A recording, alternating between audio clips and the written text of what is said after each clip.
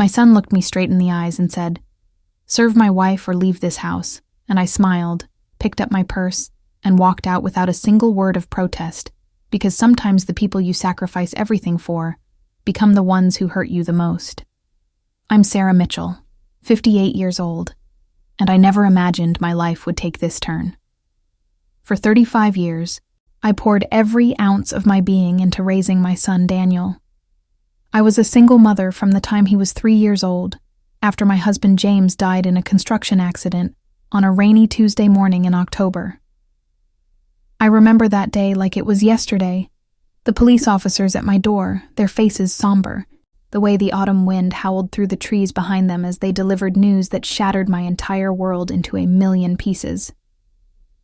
From that moment forward, Daniel became my entire universe.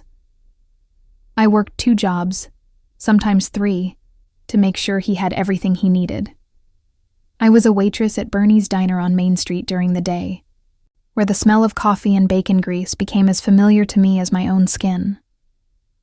At night, I cleaned offices in the downtown business district, pushing my vacuum cleaner through empty hallways while the city slept outside those tall glass windows. On weekends, I took in sewing and alterations, my fingers moving steadily over fabric in the dim light of my small apartment, hemming pants and taking in dresses for neighbors who paid me just enough to cover the extra expenses that always seemed to come up. Daniel was a bright child, curious and energetic, with his father's dark eyes and my stubborn determination. I made sure he never felt the absence of things, even when I went without. When he wanted to join the school soccer team, I found a way to pay the fees and buy him cleats, even if it meant I wore the same worn winter coat for another season.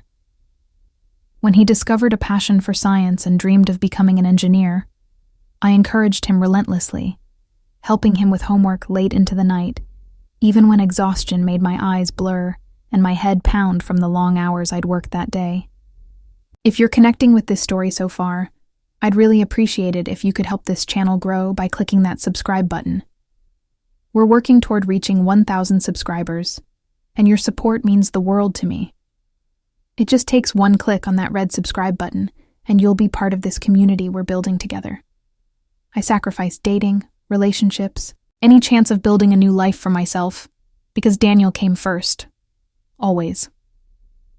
My sister Linda would tell me I was making a mistake, that I needed to think about my own happiness too, but I couldn't imagine prioritizing anything above my son's well-being and future.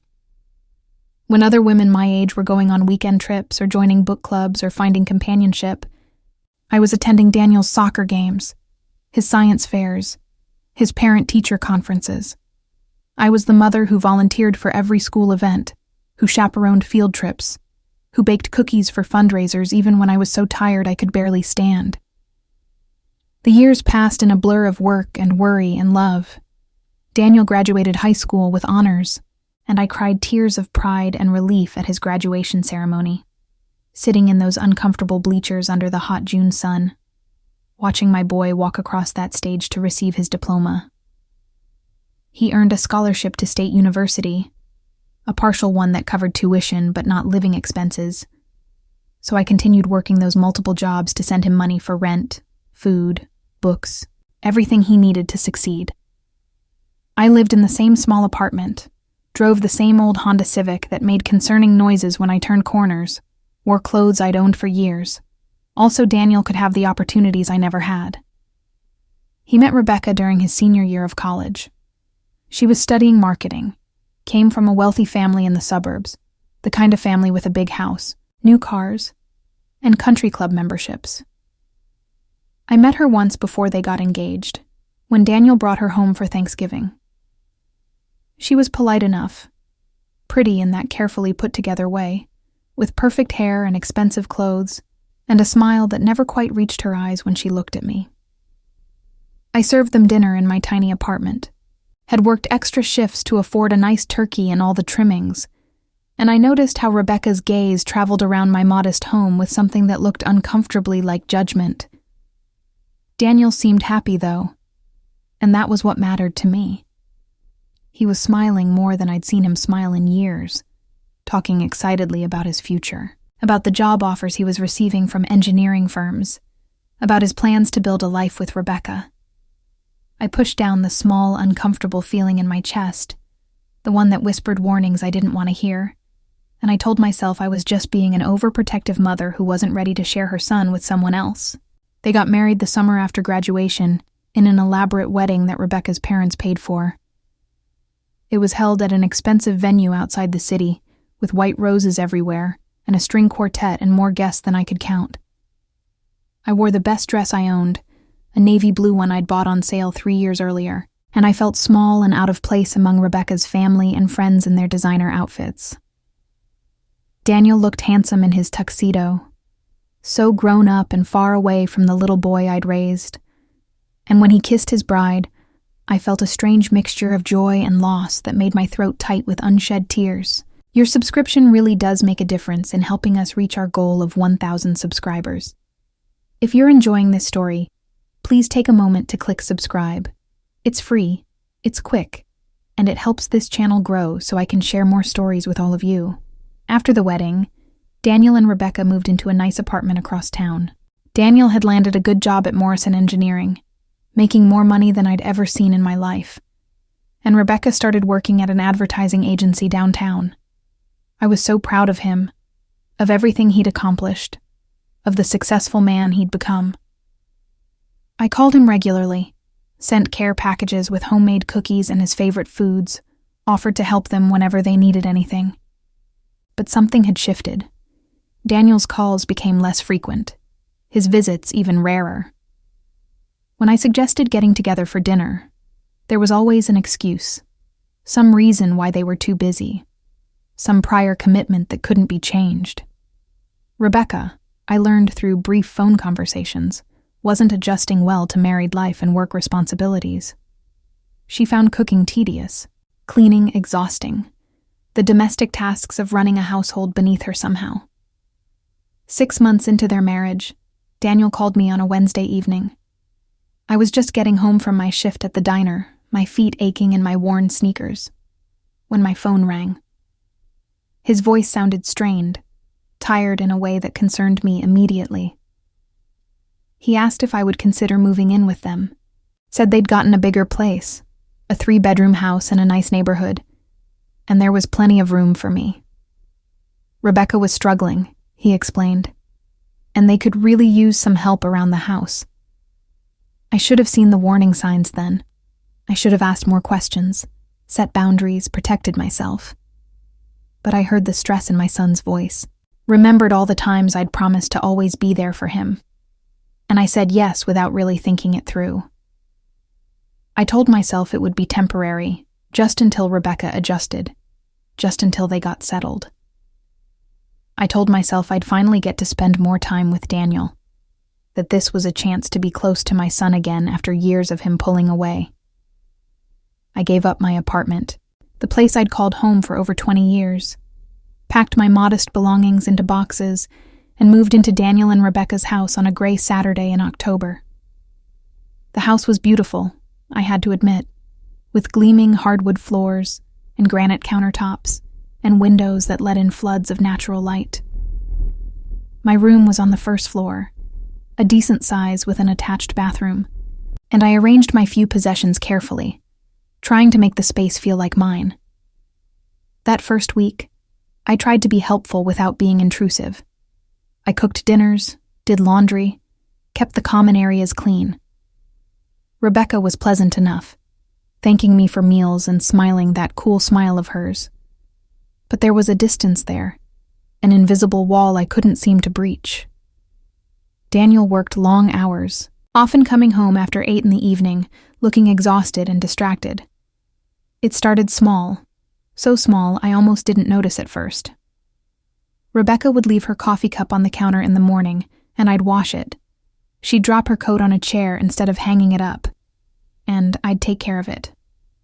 Small things, easy things, the kind of things you do for family. But then the requests started coming, casual at first, almost like suggestions. Could I pick up her dry cleaning since I was going out anyway? Would I mind straightening up the living room before her friends came over? Could I make sure dinner was ready by 6 because she had plans later? Please don't forget to hit that subscribe button if you're following along with this story. We're so close to reaching 1,000 subscribers, and each one of you who joins us makes a real difference. Just click subscribe, and you'll help us build this community together. I told myself I was helping, that this was what family did for each other. I remembered all the times I'd needed help when Daniel was young. All the neighbors and friends who'd pitched in when I was overwhelmed. I figured I was paying it forward somehow, supporting my son's marriage by making his home life easier. But the requests kept growing, becoming more frequent, more demanding, less like requests and more like expectations. Rebecca stopped picking up after herself entirely. She'd leave dishes in the sink, towels on the bathroom floor, her clothes scattered across the bedroom. She stopped cooking altogether, would come home from work and head straight to the living room, calling out to ask what was for dinner as if I were hired help, rather than her husband's mother. She started making lists, actual written lists of tasks she expected me to complete, leaving them on the kitchen counter like work orders. When I gently tried to talk to Daniel about it, tried to suggest that maybe Rebecca could help more around the house, he looked uncomfortable and changed the subject. He was working on a big project at Morrison Engineering, he said, under a lot of pressure, dealing with demanding clients and tight deadlines. He needed peace at home, needed things to run smoothly, couldn't handle additional stress or conflict. I saw the exhaustion in his eyes, the weight he was carrying, and I swallowed my concerns and kept quiet. Months passed, and I found myself falling into a routine that looked disturbingly like servitude. I was up early every morning, making breakfast, packing Daniel's lunch, straightening up before they both left for work. During the day, I cleaned the entire house, did multiple loads of laundry, ran errands, grocery shopped, prepared elaborate dinners. Rebecca had specific preferences, particular brands she liked, certain ways she wanted things done, and I found myself memorizing her requirements like studying for an exam I couldn't afford to fail. My own life, what little remained of it, had disappeared entirely.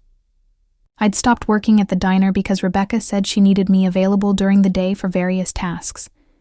I'd given up my weekend sewing work because there was always something that needed doing at the house, some project Rebecca had decided was urgent. My friends from the old neighborhood rarely called anymore because I was never available, always busy with some household task or errand. I was tired all the time, a deep exhaustion that settled into my bones and never really left. My back ached from constant cleaning. My hands were rough and dry from washing dishes and scrubbing floors.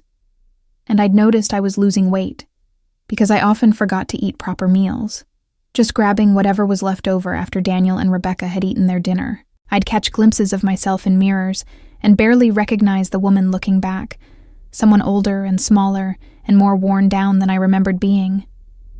The breaking point came on a humid evening in July, almost a year after I'd moved in. I'd spent the entire day cleaning, had scrubbed the kitchen and bathrooms until they sparkled, had done 5 loads of laundry, had prepared an elaborate dinner of roasted chicken with vegetables and homemade rolls, because Rebecca was having her mother over. I was exhausted. My clothes were damp with sweat, and I had a headache that pounded behind my eyes like a drum. If this story is resonating with you, please consider subscribing to the channel. We're building something special here, working toward that goal of 1,000 subscribers, and your support means everything. Just one click on subscribe, and you're part of our journey. Rebecca's mother arrived at 6, a tall woman named Patricia, who looked at me with the same barely concealed disdain her daughter often did. They sat in the living room drinking wine while I finished preparing dinner, their laughter drifting into the kitchen where I worked. When I finally called them to the table, they came in still chatting, barely acknowledging my presence as I served the food I'd spent hours preparing. Daniel came home halfway through the meal, apologizing for being late, kissing Rebecca's cheek before sitting down. I'd saved him a plate, had kept it warm in the oven, and I served it to him while the 3 of them continued their conversation. They talked about Rebecca's work, about Daniel's latest project, about plans for a vacation they were considering. I stood near the kitchen, not quite part of the gathering, not quite separate, existing in some strange liminal space between family member and household staff. After dinner, I cleared the table while they moved back to the living room. I was washing dishes when I heard Rebecca's voice, not quite loud enough to be meant for me to hear, but not quiet enough that I didn't. She was complaining to her mother about something, her tone irritated and sharp. I paused, my hands in the soapy water, and listened despite knowing I shouldn't. She was talking about me, about how I'd folded the towels wrong, how I'd bought the wrong brand of coffee, how I never did things quite the way she wanted them done. Her mother made sympathetic noises, agreed that good help was hard to find, and I felt something cold and hard settle in my chest because she'd just referred to me, her husband's mother, as help. Daniel must have been right there, must have heard his wife and mother-in-law discussing me like hired staff. But I didn't hear him say anything in my defense. Didn't hear him correct them or remind them that I was his mother who'd given up everything to raise him. I stood there at that sink, my hands trembling, soap bubbles popping softly around my wrists, and something inside me quietly shattered. It wasn't a dramatic moment, wasn't accompanied by anger or tears or any big emotional outburst.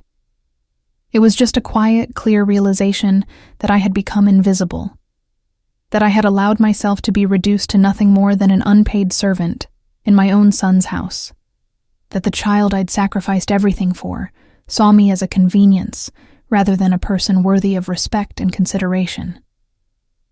I finished the dishes in silence, dried them and put them away, wiped down the counters until they shone. Rebecca's mother left around 9, and shortly after, Daniel and Rebecca went upstairs to bed. I sat in my room, in the small chair by the window, looking out at the darkened street and thinking about my life, about the choices that had led me to this moment, about what came next. The next morning, I made breakfast as usual, coffee and toast and eggs the way they liked them. Daniel came down first, distracted by something on his phone, barely looking at me as he poured his coffee. Rebecca appeared a few minutes later, her hair perfect, her outfit expensive and professional, and she reminded me to pick up her prescription from the pharmacy and to make sure I used the special detergent on her delicate work clothes. I nodded, said nothing, and after they left for work, I sat at the kitchen table for a long time. I thought about my sister Linda, who'd been telling me for months that I needed to stand up for myself, that I was letting them take advantage of me. I thought about my friend Margaret from the diner, who'd called last week and asked why I never came around anymore. Her voice warm with concern I hadn't realized I'd been missing. I thought about the woman I used to be, the one who'd worked 3 jobs and raised a child alone, and somehow still found moments of joy and pride and purpose in her life. Your subscription to this channel really helps us grow and reach more people with these stories. If you're finding this meaningful, please hit that subscribe button. We're working hard to reach 1,000 subscribers, and you can be part of that milestone. It just takes a second to click subscribe. That evening, when Daniel came home, I asked if we could talk. We sat in the living room, Rebecca upstairs taking a bath, and I tried to find the right words to explain how I was feeling. I told him I was tired, that I needed him to understand I couldn't keep living like this, that I needed things to change. I was careful with my words, gentle, not wanting to attack or accuse, just wanting him to see me, really see me, and understand what was happening. He listened, or at least he appeared to, his face serious and concerned. When I finished, he was quiet for a moment, and I felt a flutter of hope that maybe he understood. Maybe this would be the turning point where things got better. But then he sighed, ran his hand through his hair in that gesture he'd had since childhood, and said words that felt like a physical blow. He said Rebecca was struggling with the pressure of her job, that she needed support at home, that he needed support at home. He said I was the only person he could count on to help them through this difficult time. That family was supposed to be there for each other. And then he said it. The words that would echo in my mind for days afterward. He said, if I wasn't willing to help them, to do what was needed to keep their household running smoothly, then maybe it would be better if I found somewhere else to live. He said it calmly, matter-of-factly, as if he were discussing something mundane like weekend plans or what to have for dinner. I stared at my son, this man I'd given everything for, and I didn't recognize him. Where was the kind boy who used to bring me dandelions from the yard? Where was the teenager who'd hugged me tight after his high school graduation and whispered, "Thank you for everything"? Where was the young man who'd promised he'd always take care of me the way I'd taken care of him? That person was gone, replaced by someone who saw me as a means to an end, a solution to his domestic inconveniences, someone whose value was measured entirely by her usefulness. I should have argued, should have reminded him of everything I'd sacrificed, should have demanded the respect and appreciation I'd earned through years of devotion and hard work. But I was so tired in a way that went beyond physical exhaustion, tired in my soul. And I realized something important in that moment. I couldn't make him value me. I couldn't force him to see me as a person rather than a convenience. I couldn't argue or explain or plead my way into mattering to him. So I smiled, a strange calm settling over me like a blanket, and I said, okay. I said I understood, that I'd make arrangements, that everything would be fine. Daniel looked relieved, like I'd just agreed to handle an unpleasant task for him, and he thanked me for understanding before heading upstairs to join his wife. I sat alone in that living room, in that beautiful house that had never felt like home, and I made a decision. I didn't pack immediately. I didn't storm out in anger or make a scene. Instead, I spent the next week quietly preparing, methodically getting my affairs in order. I called Linda, who immediately offered me her spare room for as long as I needed it. I contacted Margaret at the diner, who practically shouted with joy when I asked if Bernie was still looking for servers, and told me to come in the next day because they'd missed me. I went through my belongings, deciding what to keep and what to donate, paring down my life to what would fit in Linda's spare room and my old Honda that still somehow ran despite its age and concerning noises. During that week, I continued doing everything I'd been doing, cooking and cleaning and running errands. But I did it differently somehow, with a sense of finality. Like I was completing a chapter, rather than maintaining a status quo. Rebecca didn't notice any change, still left her lists and made her demands. Daniel remained distracted and distant, relieved that I'd accepted his ultimatum without further discussion. Please take a moment to subscribe to this channel if you haven't already. Your subscription helps us reach our goal of 1,000 subscribers and allows us to keep sharing these stories. Just click that subscribe button, it's right there, and join this growing community. On the morning of my departure, I woke early as usual. I made breakfast one last time. Coffee and eggs and toast. Left it on the table for them to find. I'd already loaded my car the night before. Had taken my boxes and bags out quietly after they'd gone to bed. Had fit my entire life into one carload with room to spare. I'd left my key on the kitchen counter, next to a brief note thanking them for their hospitality and wishing them well. I didn't wake them to say goodbye. There didn't seem to be anything left to say. No words that would bridge the gap between us or make them understand what they'd lost.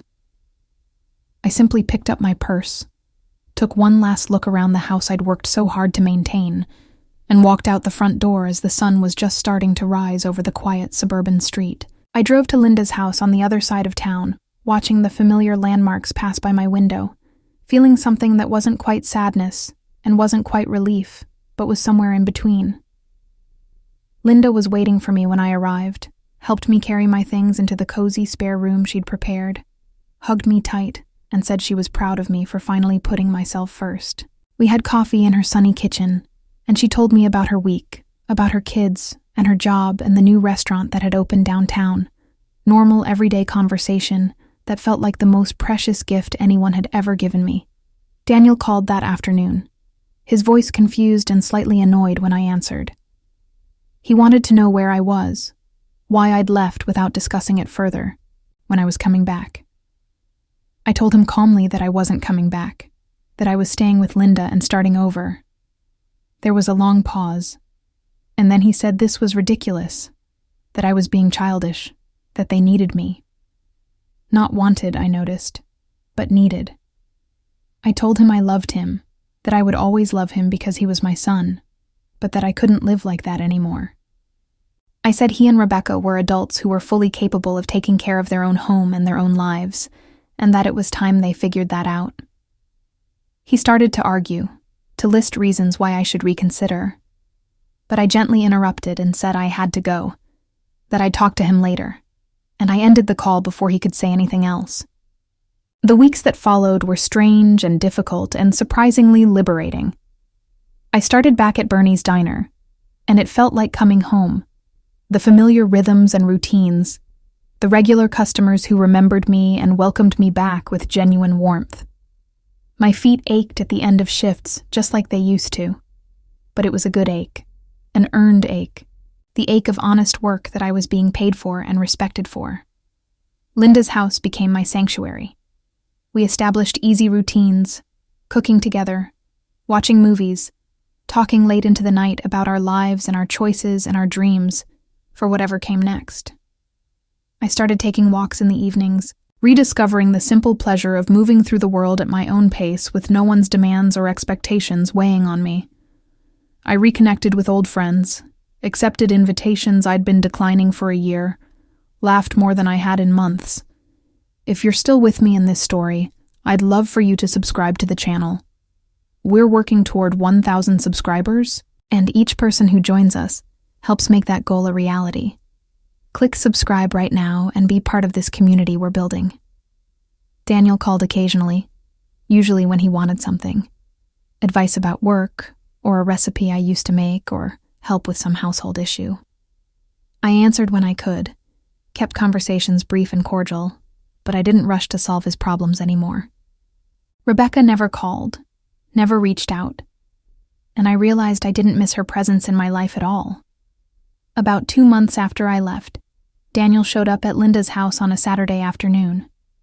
Linda answered the door, and I heard them talking in the hallway before she led him into the living room where I was reading. He looked tired, thinner than I remembered, his clothes wrinkled in a way they never used to be. He sat across from me, declined Linda's offer of coffee, and we looked at each other in uncomfortable silence for a long moment. He said things weren't going well at home. Rebecca was angry all the time, frustrated that they couldn't keep up with the housework, irritated by the constant domestic responsibilities.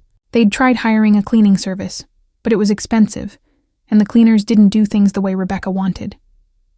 They'd been arguing more, he admitted, about chores and responsibilities and expectations. He looked at me with something that might have been hope or might have been entitlement and asked if I'd consider coming back. Said they'd make changes, said it would be different. I felt something twist in my chest, a complicated mixture of sadness and anger, and something else I couldn't quite name. I wanted to say yes, wanted to rush back and fix their problems and make my son's life easier, because that instinct, that maternal drive to protect and provide, doesn't just disappear even when you know better. But I thought about the woman I'd been in that house, invisible and exhausted and diminished, and I knew I couldn't go back to that, no matter how much I loved my son. I told him no, gently but firmly. I said I'd built a new life, had found work I enjoyed, and people who valued me, had rediscovered parts of myself I'd forgotten existed. I said he and Rebecca needed to figure out how to be partners, how to share responsibilities, how to build a home together without relying on someone else to do the work for them. I said growing up sometimes meant doing hard things, uncomfortable things, things you didn't want to do but that were necessary anyway. He looked hurt, then angry, said I was being selfish. That family was supposed to help each other. And maybe it was selfish. Maybe I was supposed to keep sacrificing, keep giving, keep putting everyone else first. But I'd done that for 35 years. had given everything I had until there was almost nothing left, and I was finally choosing myself for once. I was finally saying that my life mattered too, that my comfort mattered too, that my happiness was worth protecting. Daniel left shortly after, and I watched through the window as he drove away, his car disappearing around the corner. Linda came and sat beside me, didn't say anything, just sat there in quiet solidarity, and I was grateful for her presence, for the simple understanding that sometimes love means letting go, even when it hurts. Months turned into a year, and my new life solidified, became real and permanent, rather than temporary and uncertain. I moved into my own small apartment eventually, nothing fancy but mine, a space I controlled and decorated and filled with things that made me happy. I took up painting, something I'd always wanted to try but never had time for, and discovered I wasn't half bad at it. I joined a book club at the local library and made new friends who knew me as Sarah, just Sarah. Not someone's mother or someone's help, but a person in my own right. Your subscription to this channel means so much and helps us continue sharing these stories. If you've been following along, please click subscribe. We're so close to 1,000 subscribers, and you can help us reach that milestone. It's quick, it's free, and it makes a real difference. Daniel and I maintained a distant relationship, talking on the phone every few weeks, meeting for lunch occasionally at a neutral restaurant halfway between our homes. Our conversations were polite and surface level, discussing weather and work and safe topics that didn't venture into anything too deep or too painful. He never apologized for what had happened, never acknowledged that he'd treated me as less than I deserved, but I stopped waiting for that apology and worked on accepting that it might never come. I heard through Linda, who heard through neighborhood gossip, that Daniel and Rebecca had eventually figured things out, had learned to share household responsibilities, or hired more help, or lowered their standards, whatever it took to make their lives work without me there to carry the burden. Part of me was glad they'd managed, proud that Daniel had grown into handling his own adult life. Another part felt a strange sadness that he'd learned that lesson only after losing me from his daily life, that he'd had to feel my absence to understand my value. On my 60th birthday, 2 years after I'd walked out of that house, I threw myself a small party at my apartment. Linda was there, and Margaret from the diner, and several friends from my book club and painting class. We ate cake and laughed and told stories, and I looked around at these people who saw me and appreciated me and valued me for who I was, not for what I could do for them, and I felt genuinely happy in a way I hadn't felt in years. Daniel called that evening, after my guests had left, and I was cleaning up paper plates and plastic cups. He wished me happy birthday, said he'd sent a card that apparently hadn't arrived yet, and we chatted briefly about nothing much. Before we hung up, he said something that surprised me. He said he'd been thinking about things lately, about our relationship and what had happened, and he wanted me to know that he understood now. He didn't elaborate, didn't explain what exactly he understood, but his voice carried a weight it hadn't before, a maturity and sadness that suggested he'd been doing some growing up in the 2 years since I'd left. I thanked him for calling, told him I loved him because I did. I always would. And we said goodbye. I finished cleaning my apartment, put away the leftover cake, and got ready for bed, thinking about the complicated nature of family, about love and sacrifice and boundaries, about the difference between helping someone and losing yourself in the process. Here's what I learned through all of this. What I wish I'd understood years earlier. Loving someone doesn't mean erasing yourself for them. Sacrifice has its place, especially in raising children, but there's a line between appropriate sacrifice and self-destruction, and I'd crossed that line without even realizing it until I was so far over I could barely see my way back. I'd taught Daniel, without meaning to, that my needs didn't matter, that my value was purely functional, that I existed to serve, rather than to live my own life. And the hardest lesson: sometimes the people we love most, the ones we'd do anything for, are exactly the ones who hurt us most deeply. Not necessarily through malice, but through thoughtless entitlement, through taking for granted what should be treasured. Daniel loved me in his way. I believe that. But he'd learned to love me as a resource, rather than as a person. And I'd allowed that to happen through years of putting him first to the exclusion of everything else, including my own well-being and dignity. If this story has touched you, if you're finding value in these honest reflections, please consider subscribing to the channel. We're building toward 1,000 subscribers, and your subscription helps us reach that goal. Click subscribe and join us on this journey of sharing real stories and real experiences. Standing up for myself, walking away from that situation, was one of the hardest things I've ever done. It went against every instinct I had, every message I'd internalized about motherhood and sacrifice and putting family first. I felt guilty for months afterward. Second-guessed my decision constantly, wondered if I was being selfish or cruel or unreasonable. But slowly, as I rebuilt my life and rediscovered who I was beyond being Daniel's mother or someone's caretaker, I realized I'd made the right choice, perhaps the only choice that allowed me to survive with my sense of self intact. I won't pretend it's been easy, or that the relationship with my son has fully healed. There's a distance between us now that might never completely close. A wariness on both sides, an awareness that we hurt each other even if we didn't mean to. We're rebuilding slowly, carefully, on new terms that include boundaries and mutual respect. And maybe that's healthier than what we had before, even if it's less comfortable. Some people, when I tell this story, say I should have fought harder, should have demanded better treatment, should have confronted Daniel and Rebecca more aggressively about their behavior. Others say I should have left sooner, that I let it go on too long, that I should have seen the warning signs and protected myself earlier.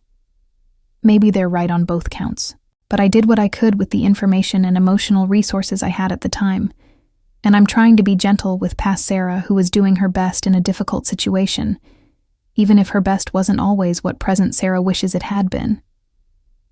The truth is, there's no perfect way to navigate these complicated family dynamics. These situations where love and obligation and resentment get all tangled up together until you can't tell where one ends and another begins. We're all just stumbling through, making choices based on incomplete information and complicated emotions, hoping we're doing the right thing and often not knowing until much later whether we were or not. What I know now is this: I matter. My comfort matters. My happiness matters. Not more than anyone else's, but not less either. I deserve respect and consideration and appreciation, not because I'm someone's mother or because of what I've sacrificed, but simply because I'm a human being worthy of basic dignity. It took me almost 60 years to truly believe that, to internalize it deeply enough that I could act on it even when it meant disappointing people I loved, but I believe it now. I also know that boundaries aren't cruelty, even when they feel like it, even when they disappoint or inconvenience others. Boundaries are necessary for healthy relationships, for maintaining your sense of self, for preventing the kind of resentment that builds up when you give more than you can sustain giving. I wish I'd learned that earlier. Wish I'd set boundaries with Daniel from the beginning. But I'm learning it now, and that's what matters. Please don't forget to subscribe if you're finding this story valuable.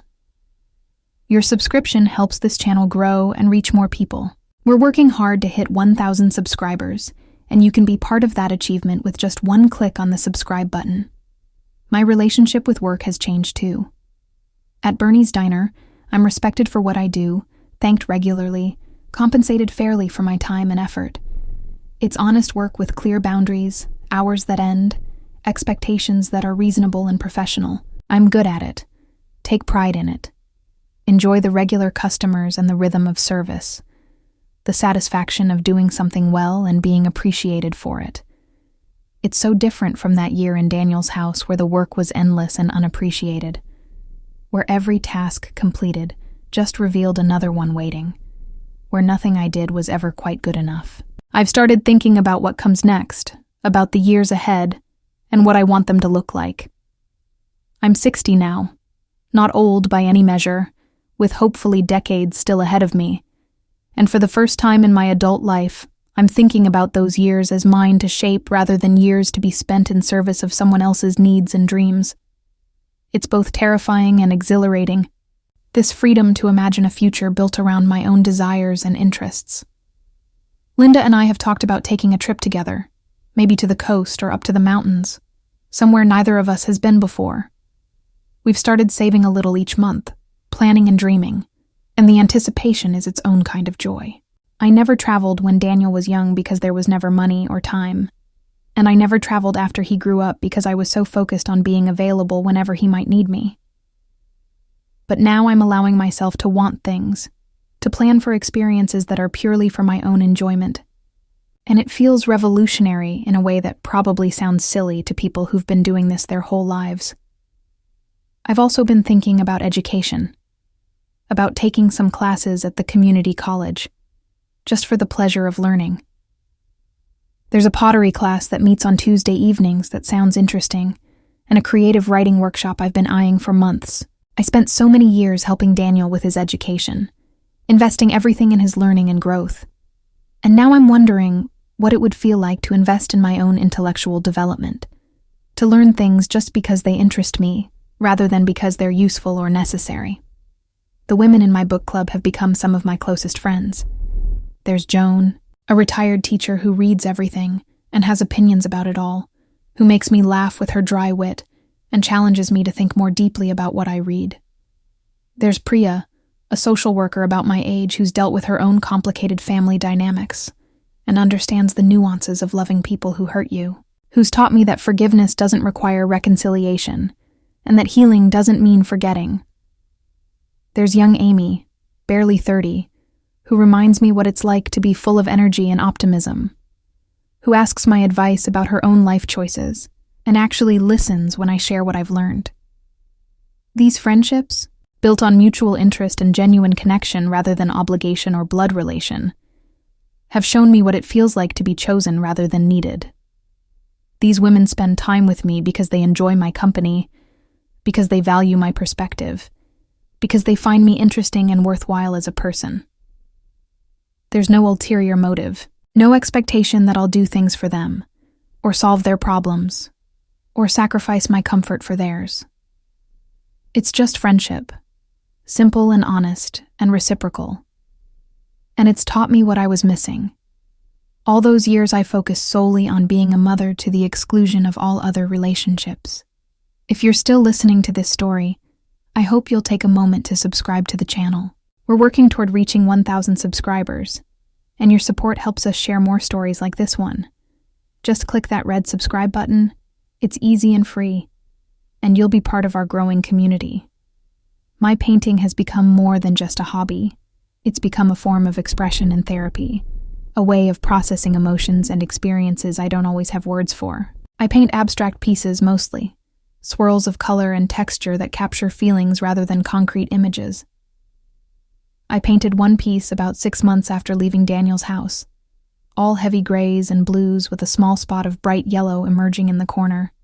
And when I stepped back and looked at it, I understood it was about emerging from darkness into light, about finding hope after feeling lost. Last month, I sold my first painting at a local art fair. It wasn't for much money, just $75. But the woman who bought it stood looking at it for a long time before approaching me. She said it spoke to her, said she saw her own journey in it. And when she handed me the money and carefully carried the canvas away, I felt a pride and validation I hadn't experienced in years. Someone valued something I'd created, saw beauty in my expression, was willing to pay money to take it home with her. It was a small thing, but it mattered enormously. This tangible proof that I had something to offer the world beyond domestic labor and maternal sacrifice. Margaret at the diner has become more than just a coworker. She's become a true friend, and something of a mentor figure. She's in her late 60s, has worked at Bernie's for over 20 years, and she has this way of cutting through nonsense and getting to the heart of things that I admire tremendously. When I first came back to work, Still raw and confused about what had happened with Daniel, she listened to the whole story one evening after our shift ended, sitting in a booth with cups of coffee going cold between us while I talked and talked. When I finally finished, she was quiet for a moment. Then she said something I've never forgotten. She said there's a difference between being loving and being a doormat, and that lots of women, especially mothers, get confused about where that line is. She said, "Our generation was taught that good mothers sacrifice everything, that we're supposed to pour ourselves out completely for our children, but that's not healthy for anyone involved." She said we teach people how to treat us, and if we teach them we don't matter, we shouldn't be surprised when they believe it. Her words were hard to hear but necessary, and they helped me understand that what happened with Daniel wasn't just his failure or Rebecca's selfishness. It was also my failure to set appropriate boundaries. My consistent message through decades of behavior that my needs were always secondary, that I existed primarily as a resource for others to use. I'd meant to teach him about love and sacrifice, but I'd accidentally taught him that using people was acceptable as long as you were family. The guilt about that realization was crushing for a while.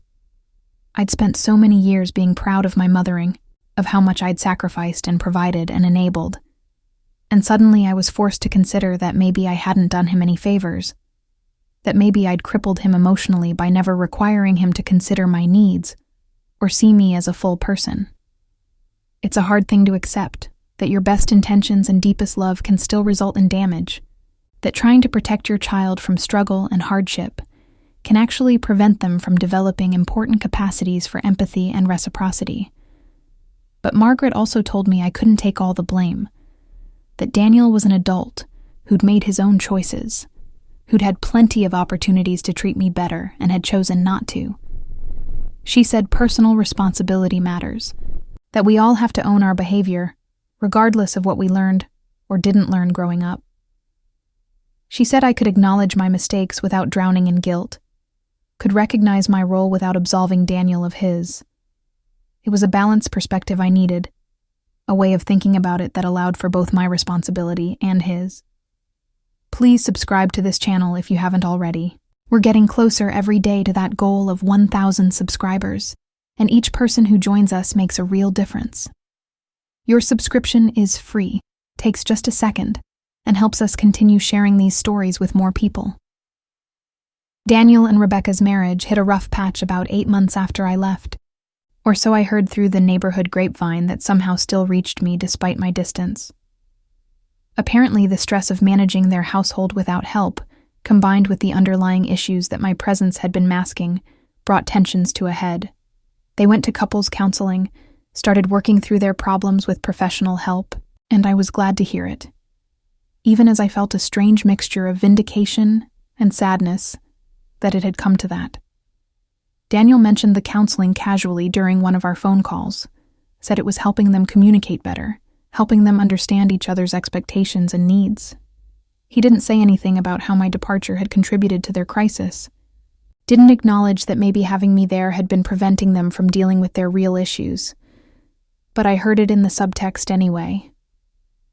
Sometimes the hardest thing you can do for people you love is remove yourself from the situation, so they're forced to face what they've been avoiding. I wonder sometimes if Rebecca has changed, if she's learned to be more considerate, or if she's still the same entitled princess I remember. I wonder if she ever thinks about me, if she ever feels guilty about how she treated me, or if she's justified it all in her mind as reasonable expectations and my oversensitivity. I suspect it's the latter, but I've stopped caring as much as I used to. Her opinion of me doesn't define my worth. Her behavior toward me says more about her than it does about me, and I've worked hard to internalize that truth.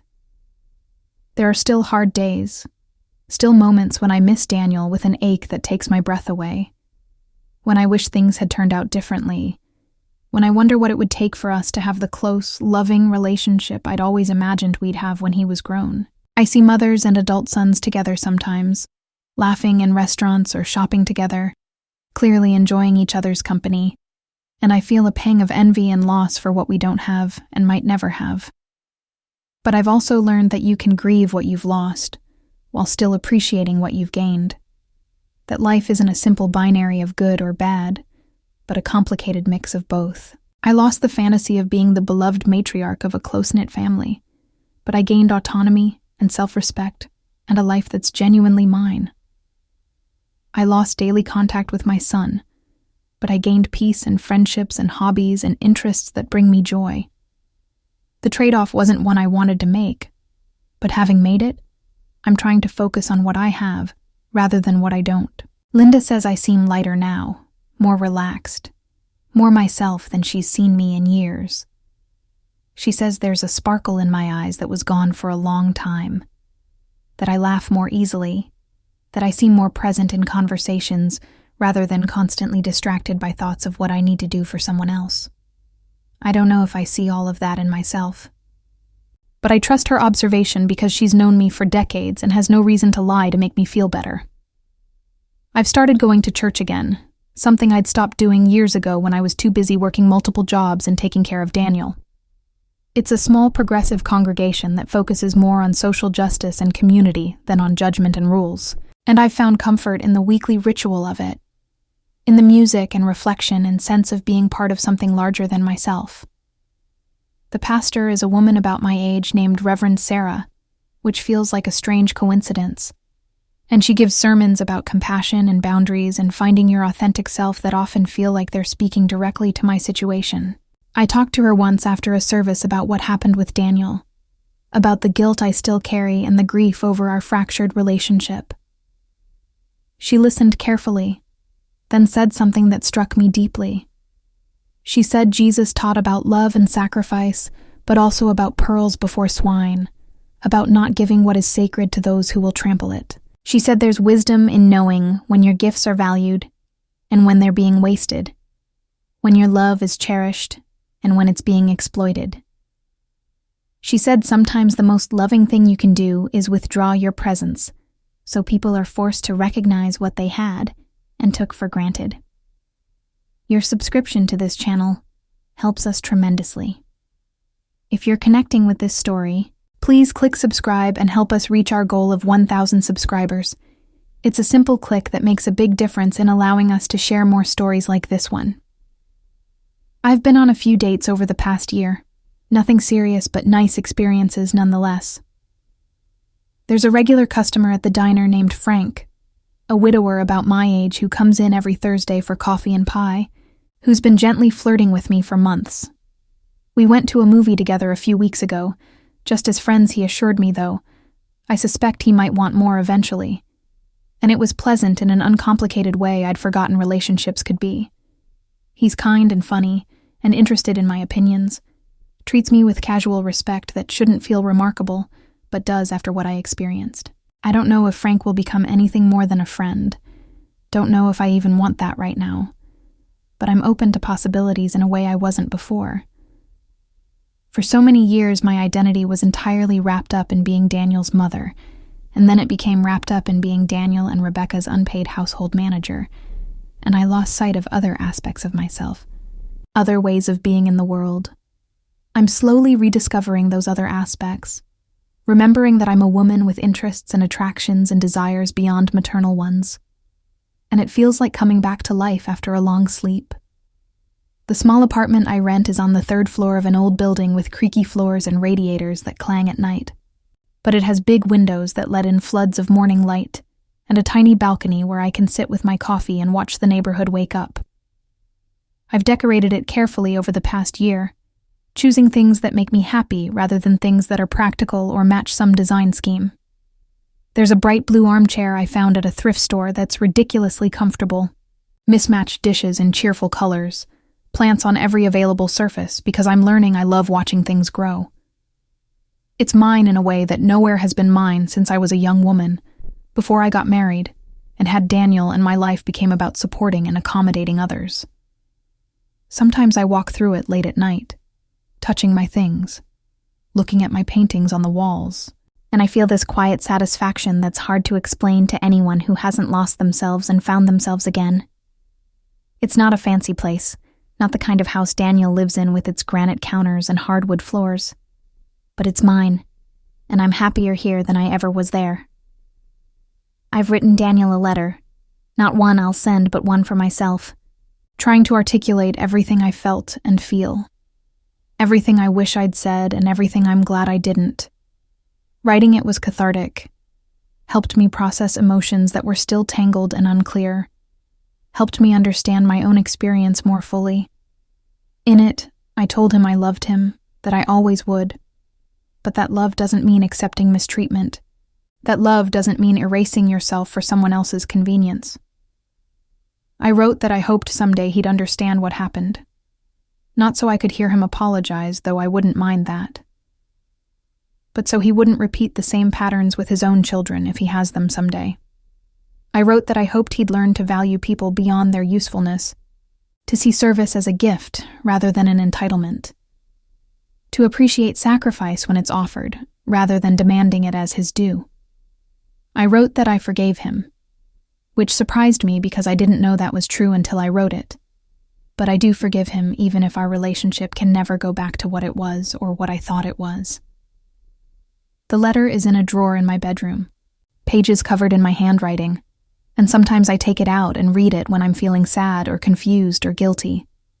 It reminds me why I left, validates my decision, helps me resist the temptation to second-guess myself or minimize what happened. It's a record of my truth, my experience, my perspective, and having it written down makes it real in a way that memories alone sometimes don't. If you've made it this far in my story, thank you for listening. And if you haven't subscribed yet, please consider doing so now. We're building something special here, working toward 1,000 subscribers, and your participation helps make that possible. Just click subscribe. It's right there waiting for you. Margaret told me something else that stayed with me, that she learned from her own complicated relationship with her adult children. She said you can love someone and still not be able to have them in your life in the way you wish you could, that sometimes love from a distance is the only healthy option, that you can keep the door open while still maintaining boundaries that protect you. She said it's sad, but it's also okay, that accepting reality as it is, rather than as you wish it were, is a form of wisdom, even when that reality is painful. I'm trying to accept the reality of my relationship with Daniel as it is, not as I wish it were or as I thought it would be when he was a child, and I dreamed about our future together. The reality is we talk occasionally, see each other rarely, exist in each other's lives at a careful distance that prevents the kind of pain we caused each other when we were too close. The reality is, I'm his mother, but I'm not his friend, not his confidant, not someone he turns to with his real struggles and joys. The reality is we love each other in some abstract way but don't really know each other anymore, and maybe we never really did. That's hard to accept, breaks my heart in ways that still surprise me with their intensity. But it's the truth, and I'm done avoiding truth to protect myself from difficult emotions. The past 2 years have taught me that avoiding pain doesn't actually prevent it. It just delays it, and often makes it worse when it finally arrives. Better to face things as they are, feel what needs to be felt, and move forward with clear eyes and honest understanding. I've thought a lot about cycles and patterns, about how we repeat what we learn even when we don't mean to, how trauma and dysfunction get passed down through generations until someone decides to break the chain. I learned from my own mother, who died when Daniel was young, that mothers sacrifice everything for their children, that a good woman puts everyone else first, that your value is measured by how much you give up for others. She lived that way, died exhausted and unfulfilled at 55, and I internalized those lessons without questioning them until they nearly destroyed me. I don't want Daniel to teach those lessons to his children if he has them. I don't want some future grandchild to learn that love means self-erasure, that family means unlimited access to your time and energy and resources, that boundaries are selfishness.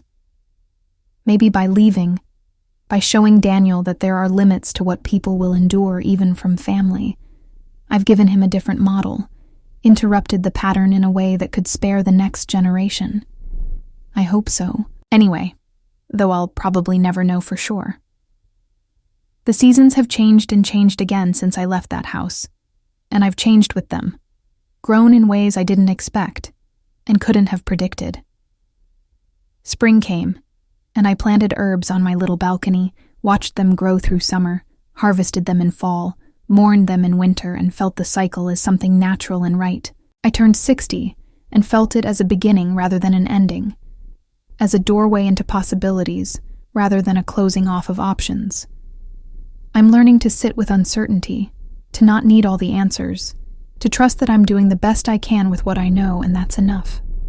I'm learning that healing isn't linear, that some days I feel strong and clear and proud of my choices, and other days I feel sad and guilty and full of doubt, and both states are valid and temporary.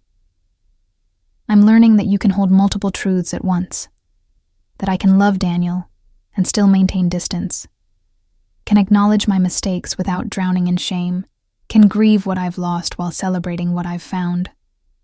Please take a moment to subscribe if you haven't already. Your subscription helps this channel reach more people and achieve our goal of 1,000 subscribers. It's a simple action that makes a meaningful difference. There's a photo I keep on my dresser, one of the few I took with me when I left, of Daniel as a little boy. He's maybe 5 years old, gap-toothed and grinning, holding up a drawing he'd made at school, so proud and happy and full of trust that I would love whatever he created. I look at it sometimes and I miss that little boy.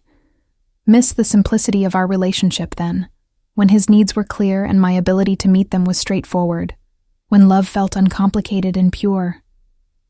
But that little boy is gone, grew up into a man I don't always understand or recognize. And maybe that's just what happens. Maybe all parents eventually face the reality that their children become people separate from them, with values and choices that might not align with what was taught or hoped for. Maybe the trick is learning to let them be who they are while also insisting on being who you are, finding a way to coexist that doesn't require anyone to disappear or diminish themselves. I don't have this figured out, probably never will completely, but I'm trying, and that feels like enough for now. I'm building a life that feels authentic and sustainable, filling my days with work and friendships and hobbies that bring me genuine satisfaction. I'm learning to listen to my own needs and honor them, to say no without guilt, to say yes without resentment. I'm discovering who Sarah Mitchell is when she's not defined primarily by her relationship to someone else. And that woman is more interesting and capable than I gave her credit for. Linda says I'm her inspiration, that watching me rebuild my life from scratch in my late 50s gives her courage to make changes in her own life she's been putting off. That means more to me than she probably realizes. This idea that my struggle and growth might help someone else, that something good can come from all the pain and difficulty I've been through. Maybe that's part of the purpose in it all. Not that the suffering was necessary or justified, but that having survived it, I can offer hope and example to others facing similar situations. I volunteer now at a women's shelter downtown, helping with meals and offering support to women who are leaving difficult situations, rebuilding their lives, starting over. Many of them are younger than me, fleeing violence or addiction or poverty, their circumstances different from mine, but the core experience similar. That moment of deciding you deserve better, that act of walking away even when it's terrifying, that process of rebuilding from nothing. I understand them in a way I couldn't have before, and I hope I offer them something useful, some combination of practical help and emotional solidarity that makes their journey a little easier. One woman I've gotten to know, Teresa, reminds me of myself in some ways. She's in her 40s, left an abusive marriage with 2 teenage kids, is working 2 jobs, and trying to find stable housing, and basically keeping everything together through sheer force of will. She's exhausted and scared and determined.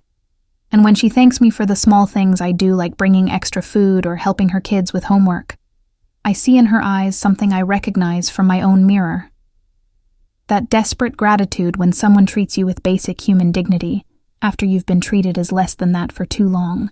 I told her my story one evening while we washed dishes in the shelter kitchen, and she was quiet for a long time afterward. Then she said she hoped she'd have my courage someday, that she'd be able to choose herself the way I had. I told her she already had that courage, that she'd already made the hardest choice by leaving, that everything else was just details and time. She cried a little, and I hugged her, and I felt like maybe all my pain had some purpose if it allowed me to offer comfort to someone else in pain. If this story has resonated with you, I'd be so grateful if you'd subscribe to the channel. We're working hard to build a community here to reach 1,000 subscribers, and every person who joins us helps make that happen. Please click subscribe and be part of this journey. Time has a way of softening things, of adding perspective that's impossible in the moment. Looking back now from 2 years' distance, I can see things I couldn't see then, can understand dynamics I was too close to recognize, can forgive myself for mistakes I was too ashamed to acknowledge. I wasn't perfect, didn't handle everything ideally, probably could have set boundaries earlier, or communicated more clearly, or pushed back more forcefully. But I did the best I could with the emotional tools and understanding I had at the time. And that's all anyone can really do. I hope Daniel is learning similar lessons, developing similar perspectives, growing in his capacity for self-reflection and empathy. I hope his counseling is helping him see patterns in his behavior, understand how he contributed to our dysfunction, recognize the value of what he lost when I left. But I can't control his growth or force his understanding, can only manage my own journey and trust that he's managing his. There's a freedom in that acceptance, in releasing the burden of trying to fix or change or influence someone else's path.